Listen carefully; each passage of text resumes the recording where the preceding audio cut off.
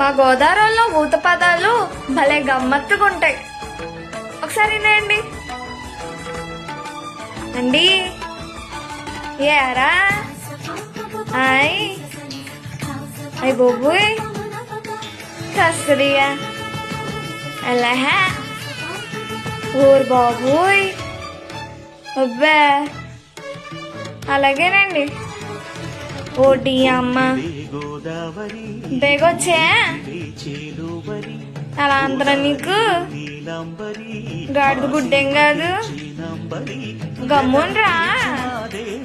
మరి ఏంటండి బాబు బల్లటోరే అబ్బులు అరే బుజ్జిగా ఏండోయ్ ఎల్లవోయ్ ఓలే భలేవారే